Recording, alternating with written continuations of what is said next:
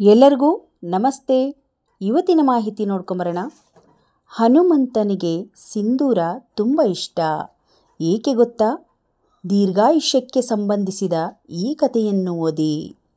ಹನುಮ ದೇವಾಲಯಗಳಲ್ಲಿ ದೇವರನ್ನು ಸಿಂಧೂರದಿಂದ ಅಲಂಕರಿಸುವುದನ್ನು ಮತ್ತು ಭಕ್ತರು ಅದನ್ನು ಚುಕ್ಕೆಯಂತೆ ಹಣೆಗೆ ಹಚ್ಚಿಕೊಳ್ಳುವುದನ್ನು ನೋಡುತ್ತೇವೆ. ಮಾರುತಿಗೆ ಸಿಂಧೂರ ಅರ್ಪಿಸಿದರೆ ಭಕ್ತರ ಇಷ್ಟಾರ್ಥಗಳು ಈಡೇರುತ್ತವೆ ಎಂಬ ನಂಬಿಕೆಯೂ ಇದೆ.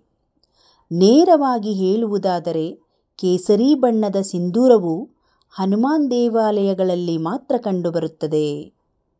ವಾಸ್ತವವಾಗಿ ಕೇಸರಿ ಬದಲಿಗೆ ದೇವರಿಗೆ ಸಿಂಧೂರವನ್ನು ಅರ್ಪಿಸುವುದರ ಹಿಂದೆ ಒಂದು ಸಣ್ಣ ಕಥೆ ಇದೆ. ಆ ಕಥೆಯನ್ನು ಪಂಚಾಂಗಾರ್ಥ ಚಿಲಕಮರ್ತಿ ಪ್ರಭಾಕರ ಚಕ್ರವರ್ತಿ ಶರ್ಮಾ ಅವರು ಇಲ್ಲಿ ವಿವರಿಸಿದ್ದಾರೆ. ಹನುಮಂತನು ಸೀತೆಯ ಹಾದಿಯನ್ನು ಹುಡುಕಲು ಲಂಕೆಯಲ್ಲಿ ಅಶೋಕವನ ತಲುಪುತ್ತಾನೆ. ತಕ್ಷಣ ಸೀತೆಯ ಬಳಿಗೆ ಹೋಗಲಿಲ್ಲ. ಅವನು ಸ್ವಲ್ಪ ಹೊತ್ತು ತನ್ನ ತಾಯಿಯನ್ನು ಗಮನಿಸಿದನು. ಆ ಸಮಯದಲ್ಲಿ ಆಕೆಯ ಹಣೆಯಲ್ಲಿದ್ದ ಸಿಂಧೂರವನ್ನು ನೋಡುತ್ತಾನೆ. ನಂತರ ಅವನು ಸೀತೆಯ ಬಳಿಗೆ ಹೋಗಿ ಸಿಂಧೂರವನ್ನು ಧರಿಸಲು ಕಾರಣವೇನೆಂದು ಕೇಳುತ್ತಾನೆ. ಆಗ ಸೀತಾದೇವಿ ಹೇಳುತ್ತಾರೆ, ಶ್ರೀರಾಮಚಂದ್ರನಿಗೆ ಸಿಂಧೂರವೆಂದರೆ ತುಂಬ ಇಷ್ಟ. ಹೀಗಾಗಿ ಆತನ ದೀರ್ಘಾಯುಷ್ಯಕ್ಕಾಗಿ ಅದನ್ನು ಧರಿಸುವುದಾಗಿ ವಿವರಿಸಿದಳು. ಸ್ವಲ್ಪ ಸಿಂಧೂರ ಹಚ್ಚಿಕೊಂಡರೆ ರಾಮನಿಗೆ ದೀರ್ಘಾಯುಷ್ಯ ಸಿಗುತ್ತದೆ ಎಂದಾದರೆ, ನಾನು ಇಡೀ ದೇಹಕ್ಕೆ ಹಚ್ಚಿಕೊಂಡರೆ ರಾಮನಿಗೆ ಯಾವುದೇ ತೊಂದರೆ ಇರುವುದಿಲ್ಲ ಎಂಬ ನಿರ್ಧಾರಕ್ಕೆ ಬರುತ್ತಾನೆ.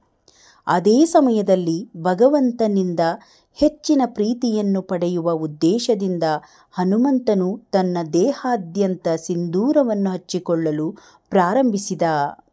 ಈ ಭಕ್ತಿಯನ್ನು ನೋಡಿ ಶ್ರೀರಾಮನು ತುಂಬ ಸಂತೋಷಗೊಂಡು, ನನ್ನ ಎಲ್ಲ ಭಕ್ತರು ನಿನ್ನನ್ನು ಸಿಂಧೂರದಿಂದ ಪೂಜಿಸುತ್ತಾರೆ ಎಂದು ವರವನ್ನು ನೀಡಿದನೆಂದು ಹೇಳಲಾಗುತ್ತದೆ.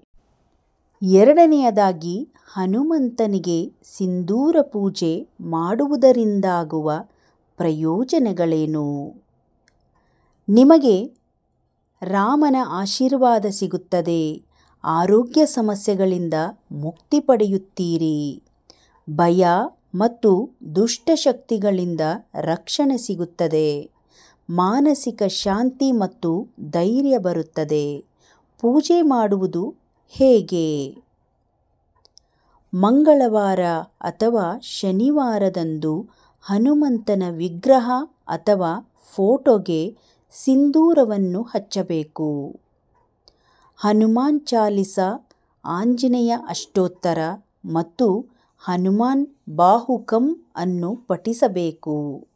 ಸಾಧ್ಯವಾದರೆ ಹೆಸರುಬೇಳೆ ಕೋಸಂಬರಿ ನೈವೇದ್ಯವನ್ನು ಅರ್ಪಿಸಬೇಕು.